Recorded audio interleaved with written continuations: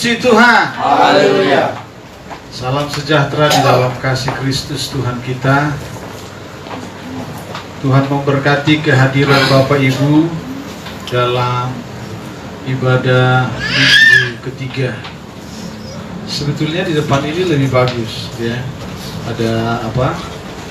AC, dingin, supaya perahu kita tidak miring sebelah. Tapi tidak mengapa. Baik, saudara yang terkasih di dalam Tuhan, mari kita buka di dalam Matius pasal 22. Matius pasal 22. Ini saudara ayat yang biasa saudara dan saya terima, dan saya akan memberikan sedikit sesuai apa yang saya dapat, rahasia yang terkandung di dalam penjabaran firman Tuhan ini. Matius pasal 22 ayat 36 sampai 38. Mari bangkit berdiri jemaat Tuhan. Kalau saya melihat masih ada beberapa jemaat yang tidak ibadah. Jemaat yang beribadah di rumah dengan setia, saudara beribadah di rumah. Puji Tuhan. Mari sama-sama terima firman Allah sesuai jemaat yang ada di rumah Tuhan. Buka Alkitabmu, bangkit berdiri. Lihat dalam Matius pasal 22 ayat 36 sampai 38. Dalam hitungan yang ketiga, kita akan baca bersama-sama, seirama, intonasi yang sama, suara yang tidak terlalu keras. 2, 3. Guru, hukum manakah yang terutama dalam hukum Taurat? Jawab Yesus kepadanya, kasihilah Tuhan Allahmu dengan segenap hatimu, dan dengan segenap jiwamu, dan dengan segenap akal budimu. Itulah hukum yang terutama dan yang pertama. Puji Tuhan. Silakan duduk. Saudara yang terkasih di dalam Tuhan, saya langsung saja masuk kepada pembahasannya. Mengapa Tuhan sangat menuntut saudara dan saya untuk mengasihi Dia sedemikian rupa? Ya, sampai harus melibatkan hati, jiwa, akal budi. Sepertinya, ya, kalau kita melihat ayat ini, ayat 37, coba munculkan, dikatakan begini. Jawab Yesus kepadanya, kasihilah Tuhan Allahmu dengan segenap hatimu, dengan segenap jiwamu, dengan segenap akal budimu. Saya langsung seperti tersentak ketika jemaat bicara begini. Saya mengasihi saudara seperti mengasihi Tuhan. Luar biasa. Ya.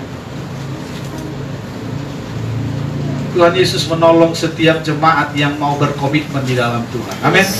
Ya. Luar biasa. Saudara yang terkasih di dalam Tuhan, perhatikan ini. Seakan-akan ketika Tuhan berkata seperti ini, seakan-akan Tuhan kita egois. Nah, kalau kita mengasihi Dia segenap hati, segenap jiwa, segenap akal budi, apalagi yang kita mau pakai untuk mengasihi orang lain? Ya, apalagi yang mau kita pakai untuk mengasihi istri, anak, suami? Seakan-akan Tuhan kita egois, semua untuk Dia. Betul? Seakan-akan. Tapi faktanya tentu saja tidak. Tidak Bapak Ibu. Dengar ini baik-baik. Camkan firman Allah, ya. Ada dua alasan minimal. Saya hanya ambil dua saja. Sebetulnya banyak, tapi siang ini dua alasan. Kenapa kita harus mengasihi Tuhan dengan segenap hati, segenap jiwa, segenap akal budi?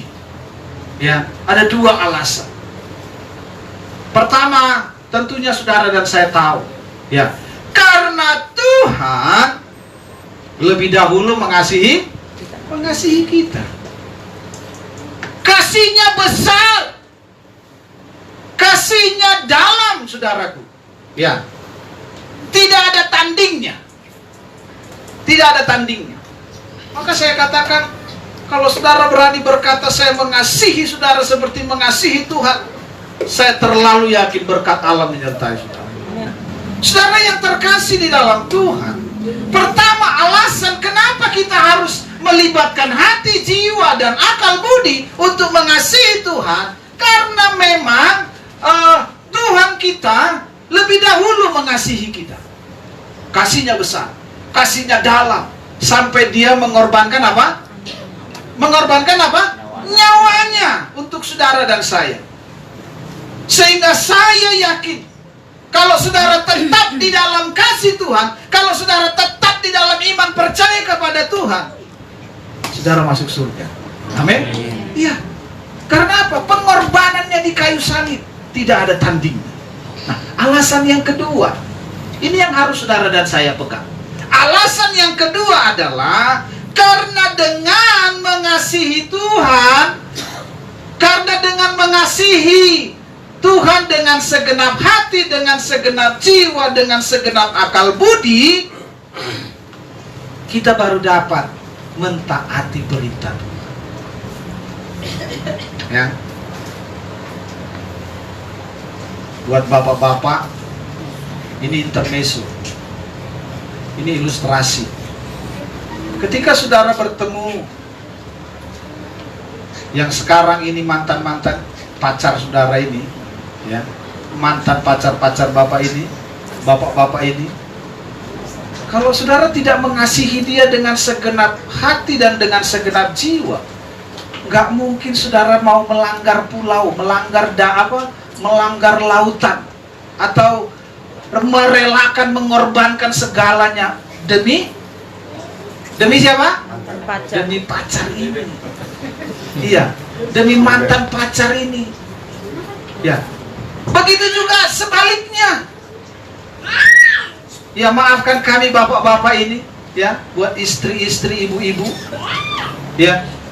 Walaupun kadang suami saudara mengulah, walaupun kadang suami saudara bertingkah, tapi karena saudara mengasihi dia dengan segenap jiwa, ya, mau bikin apa lagi, ya sudahlah.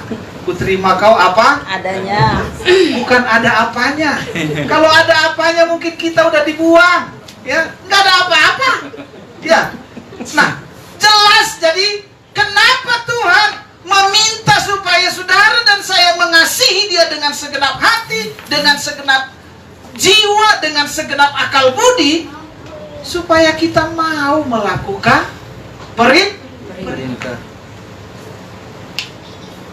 Saya terlalu yakin kalau saudara tidak mengasihi istri saudara sebagai suami, saudara nggak akan nurut apa katanya. Saudara juga nggak akan mau membuatkan dia segelas kopi hangat pagi hari. Ya. Tapi karena mengasihi, ya, karena mengasihi dengan segenap hati, dengan segenap jiwa, saudara kerjakan itu. Amin. Amin. Saudara yang terkasih di dalam Tuhan, perhatikan. Saya ulangi, hanya dengan mengasihi Tuhan dengan segenap hati, dengan segenap jiwa, dan segenap akal budi, kita bisa melakukan perintah Tuhan. Jadi kalau saudara sukar melakukan perintah Tuhan, kalau saudara setengah-setengah melakukan perintah Tuhan, berarti kasih saudara kepada Tuhan masih setengah-setengah. Ya. Catatan saya begini, saudara. Marilah kita miliki satu komitmen. Begini, ya. Memilih mentaati perintah Tuhan atau mengabaikan, itu ada keputusan di tangan saudara dan saya. Ya. Bukan di tangan gembala. Amin. Bukan juga engkau sebagai suami untuk taat melakukan firman Allah, bukan juga keputusannya di tangan istri. Dengar ini baik-baik. Baik seorang istri, kalau engkau mau datang kepada Tuhan, kalau engkau mau melakukan firman Allah, ukurannya bukan suami. Kehelak Pak Pendeta, suami saya bilang apa? Enggak bisa, saudara. Atau nanti, tunggu dulu Pak Pendeta, saya tanya istri saya dulu. Enggak. Untuk Tuhan tidak bisa begitu. Karena keselamatan itu pribadi, lepas pribadi kepada Tuhan. Ya. Apalagi keselamatan pribadi suami dengan pribadi istri dipersatukan. Wah, luar biasa berkat Tuhan. Amin. Nah, ini lagi kalimat yang saya dapat begini. Seberapa besar kasih kita kepada Tuhan merupakan tolak ukur untuk kedewasaan rohani kita. Dengar ini baik-baik. Jadi kalau saudara mau dilihat, oh dia ini udah dewasa di dalam Tuhan. Nah, orang akan melihat seberapa ketaatan saudara kepada Tuhan. Seberapa komitmen saudara kepada Tuhan. Seberapa kesetiaan saudara kepada Tuhan. Nah, di situ letak kedewasaan rohani. Ya, di situ letak kedewasaan rohani. Saya akan menyampaikan dua hal contoh, ya. Saudaraku, bicara tentang kedewasaan rohani, ini tidak bisa dilepaskan dari ketaatan, ketekunan, dan kesetiaan. Amin. Tidak bisa dilepaskan. Karena orang yang dewasa rohaninya adalah orang yang sudah mau belajar taat. Orang yang sudah mau belajar setia. Ada badai atau tidak ada badai, tetap setia. Senang atau tidak senang, tetap bertekun. Ya. Nanti kita lihat ayatnya, saudara. Saya dapat ayat ini, saya belajar, wah, luar biasa. Ya, perhatikan. Kita lihat dulu contoh. Contoh dengan cepat 2 Raja-Raja pasal 5 ayat 8. Saya tidak usah buka di sini, saya mau baca di sini. 2 Raja-Raja pasal 5 ayat 8 sampai ayat yang ke-12, lalu nanti lompat ayat 14. Saudara perhatikan. Saya baca begini. Segera sesudah didengar Elisa, abdi Allah itu, bahwa Raja Israel mengoyakkan pakaiannya, dikirimnyalah pesan kepada Raja, bunyinya, mengapa engkau mengoyakkan pakaianmu? Biarlah ia datang kepadaku, supaya ia tahu bahwa ada seorang nabi di Israel. Kemudian datanglah siapa? Naaman Dengan kudanya dan keretanya, lalu berhenti di depan pintu rumah Elisa.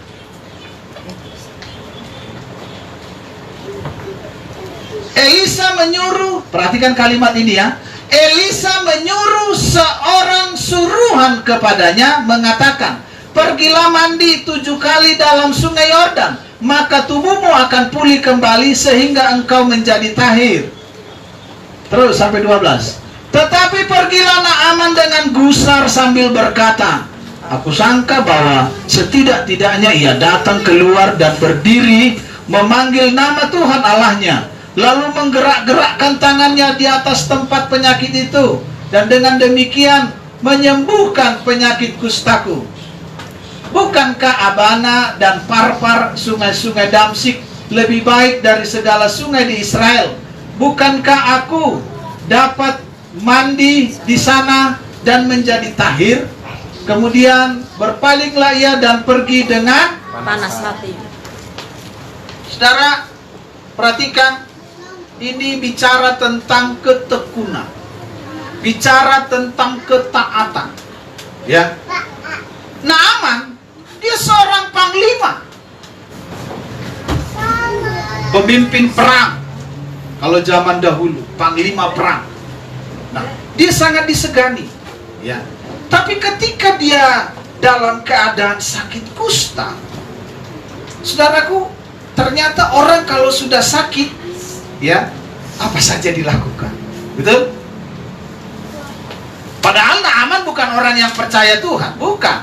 Cuman karena dia dengar dari pembantu, dari budaknya, di negara saya Tuhan ada nabi, coba ke sana, nanti Tuhan akan sembuh. Nah, ternyata ketika orang sudah buntu, ketika orang sudah masuk kepada zona ketidaknyamanan, bukan cuma suara istri yang didengar, pembantu pun didengar. Ya. Terserah itu berhasil atau tidak, itu yang dia kerjakan. Dia pergi ke Israel. Ya. Sampai Raja Israel, dia heran. Ya. Dia merasa terhina. Karena dia pikir, bagaimana? Karena informasinya kurang jelas mereka dapat. Yang penting saya sembuh aja, pikirannya Naaman. Pokoknya di Israel. Sehingga raja dengan raja membuat surat. Raja Israel ini penghinaan. Karena yang datang panglima yang penyakit kusta. Tapi ketika didengar oleh Elisa, saudara tahu apa yang terjadi? Keinginannya Naaman, setidaknya Elisa itu keluar dari pintu, betul? Keluar dari pintu lalu dijamah atau didoakan. Ini enggak, saudara. Ini enggak. Malah Elisa suruh pembantunya, suruh pesuruhnya, bilang sama Naaman dia mandi ke sungai Yordan, mencelupkan diri 7 kali. Ini apa? Ini Naaman ini gerak. Kalau bukan karena saya pengen sembuh, habis kan? Ya, kurang begitu, kurang lebih begitu. Ya, dia geram, dia marah, tapi dilakukannya juga. Nah ini, ya, saudara, ini yang harus kita teladani. Geram, marah. Istilah orang Batak begini, holanau, dah kiai ba. Gitu. Iya kan? Itu saya dulu itu di Sumatera itu. Ya, suruh nyuci piring saya, nyapu saya, ngangkat air saya.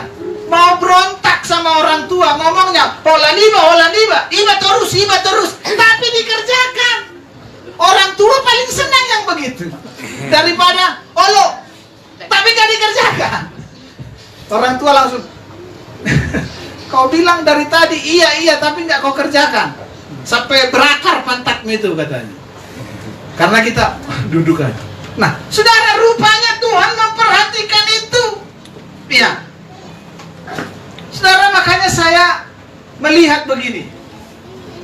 Mau diberkati, mau nggak diberkati, saudara tetap setia. Tuhan yang punya perhitungan, bukan saya. Amen. Ya, daripada saudara dapat sedikit, cukup dulu untuk ini, cukup dulu untuk bulan ini. Nanti kalau bulan depan kosong kita datang lagi ya, Mi. Nah, ini yang repot, saudara. Ya, ini yang repot. Nah, saudara perhatikan, ketekunan. Lihat ini ya, saya punya kalimat begini. Saya bukan jadi motivator, saudara, tapi saya dapat ada perenungan begini. Ketekunan ini adalah media. Ketekunan ini adalah satu medan perang di mana kasih karunia Allah bertemu dengan kehendak manusia. Terserah saudara mau membuat menang siapa. Kuncinya tadi kepada siapa? Kita. Keputusannya ada kepada kita. Jadi ketika saudara mau bertekun kepada Tuhan, walaupun mungkin begini, bosan lihat muka pendeta ini gitu ya, maaf. Tapi kan saudara datang bukan untuk pendeta. Saudara datang untuk siapa? Tuhan. Ya, saudara datang juga. Walaupun mungkin ada di antara saudara panas telinganya, ini Pak Pendeta kapan ngomong berkat ya? Kok ngomongnya negur terus? Kok ngomongnya nasihati? Kapan dia bicara mujizat? Kapan bicara berkat? Mungkin sampai panas telinga saudara. Tapi saudara datang juga. Tuhan punya perhitungan. Yes. Amin. Lihat Elisa, lihat Naaman. Ya, ayat 14. Maka turunlah ia membenamkan dirinya 7 kali dalam sungai Yordan sesuai dengan perkataan abdi Allah itu. Lalu pulihlah tubuhnya kembali seperti tubuh seorang anak dan ia menjadi lahir. Ayat 13, mundur. Tetapi pegawai-pegawainya datang mendekat serta berkata kepadanya, Bapak, seandainya Nabi itu menyuruh perkara yang sukar kepadamu, bukankah Bapak akan melakukannya? Apalagi sekarang, ia hanya berkata kepadamu, mandilah, dan engkau akan menjadi tahir. Jangan tersinggung.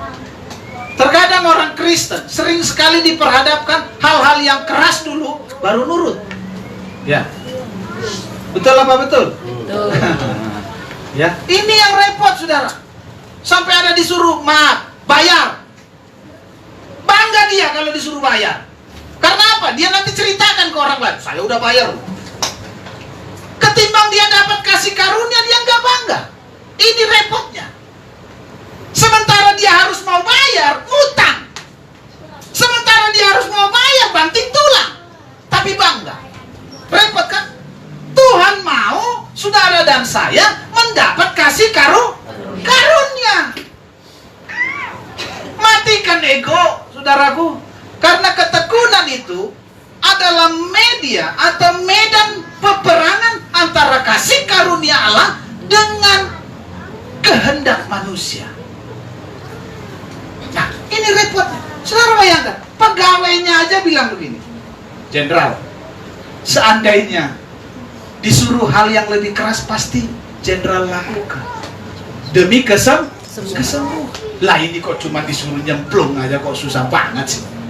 Ya, saudara, Naaman, saya yakin dia berusaha. Padahal ada sungai yang lebih bersih dari sungai Yordan ini. Ya, dia turun 1 kali, tuh kan nggak ada. 2 kali, dilihat lagi nggak ada, nggak sembuh-sembuh. 3 kali terus, tapi hatinya terus dongkol. Makanya saya katakan sama seperti orang di Sumatera, ya seperti saya lah. Nanti saudara merasa saya lah, ya Holanau terus Holanau, tapi dikerjakan, ya tanpa saya sadari. Waktu saya pulang ngangkat air, sudah 7 kali ngangkat air supaya penuh bak ini. Mama saya udah sediain uang 100 perak. Ini nama jajan kok ya. Wih, 100 perak. Zaman dulu udah besar ya. Wah, giliran adik saya. Nah, aku mana? Si Dadani, nanti tadi disuruh nggak mau ngangkat air. Abangmu yang udah ngangkat air katanya. Orang maunya berkatnya saja. Ya. Nah, saudara yang terkasih di dalam Tuhan, 7 kali. 14. Ayat 14.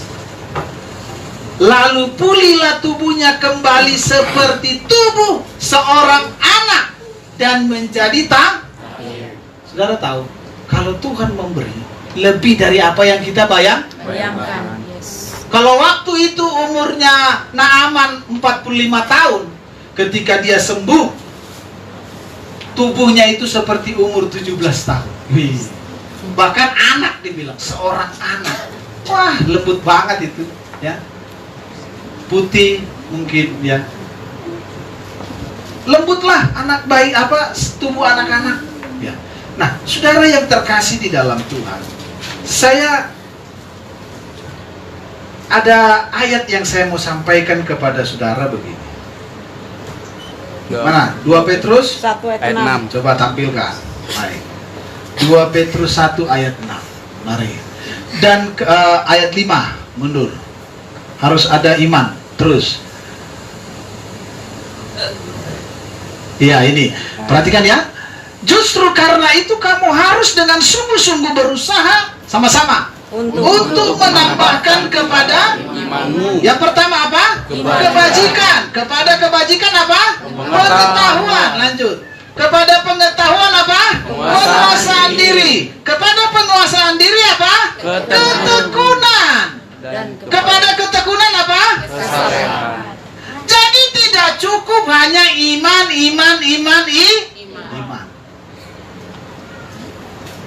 Saudara yang terkasih di dalam Tuhan, mari mulai sekarang belajar tambahkan apa? Tambahkan apa? Iman. Ketekunan. Tambahkan ketekunan kepada iman, saudara.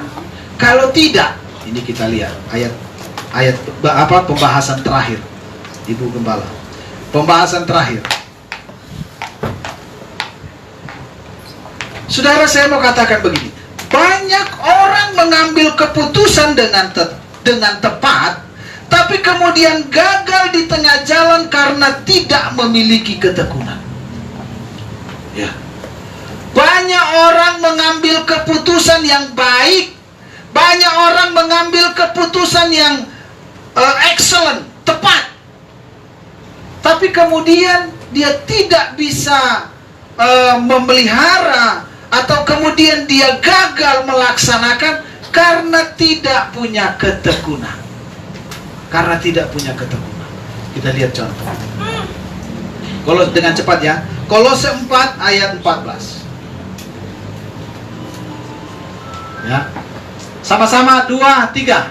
Salam kepadamu dari tabib Lukas yang kekasih dan dari Demas. Sabar dulu, itu saja dulu.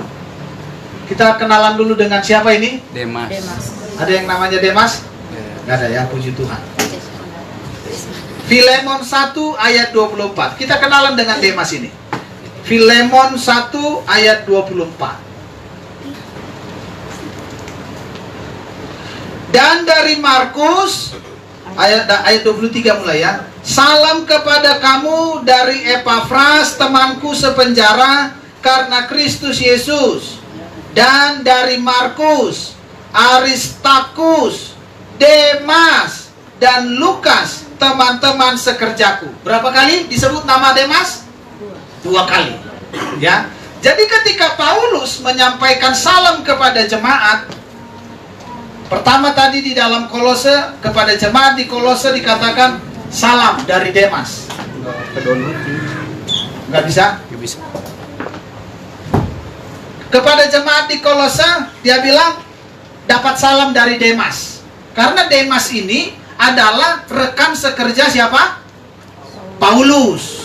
Ya, rekan sekerja Paulus.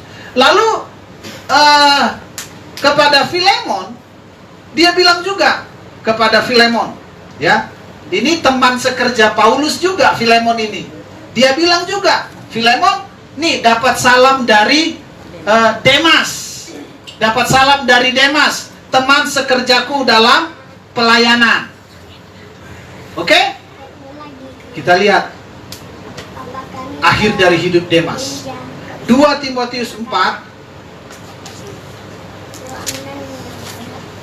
2 Timotius 4 ayat 10. Oke. Karena Demas telah mencintai dunia ini dan meninggalkan aku. Sama-sama kita baca sampai di aku ini. 2, 3. Karena Demas telah mencintai dunia ini dan meninggalkan aku. Ia telah berangkat ke Tesalonika, Krekes telah pergi ke Galatia, dan Titus ke Dalmatia. Saudara yang terkasih di dalam Tuhan, ada banyak orang bagus dalam mengambil keputusan, excellent, tepat, ya. Tapi karena tidak punya ketekunan, dia gagal di tengah jalan. Salah satunya siapa? Kenapa dia gagal? Lebih mencintai dunia. Sementara firman Tuhan tadi berkata bahwa hukum yang terutama adalah kasihi Tuhan Allahmu dengan Segenap hatimu, dengan segenap hati, dengan segenap jiwa, dengan segenap kalbu. Saya terlalu yakin kalau saudara kasihi Tuhan dengan 3 unsur ini, saudara tidak akan seperti Demas. Amin. Amin. Puji Tuhan. Ya. Jangan tersinggung, saudara. Ya. Jangan tersinggung dan jangan marah. Ya. Terkadang saya greget lihat komentar orang, lihat sikap orang yang tidak sesuai dengan perkataan. Tindakan dengan perkataan itu kalau tidak sesuai, itu sama dengan bohong. Ya, sama dengan bohong. Kalau namanya punya ketekunan, ada badai atau tidak ada badai, saudara tetap cinta Tuhan. Amin. Jangan sampai lebih cinta kepada dunia ini. Ya, ini jelas. Timotius, ya, surat Paulus kepada Timotius ini jelas. Karena Demas telah mencintai dunia ini dan meninggalkan aku. Waduh, sakit. Di mana sakitnya Paulus? Waktu itu saya tanya, di sini. Saudara bayangkan teman sekerja. Ya. Teman sekerja. Saya mau katakan, kalau saudara mau belajar bertekun, belajar taat, belajar mengasihi Tuhan dengan segenap hati, jiwa, dan akal budi, terlalu kecil bagi Tuhan untuk memberkati saudara. Terlalu kecil. Kuncinya adalah ukuran saudara dewasa di dalam Tuhan adalah terlihat dari ketaatan kita kepada Dia. Ada banyak firman Tuhan di dalam Yakobus juga dikatakan begitu. Iman tanpa perbuatan itu apa? Mati.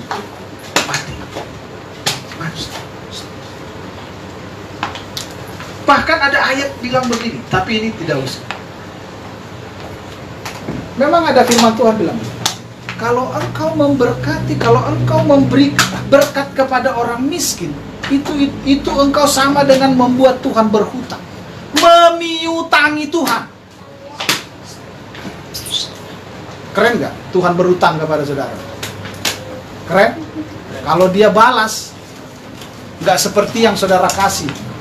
Jauh, dibilang tadi seperti umur anak-anak. Jauh.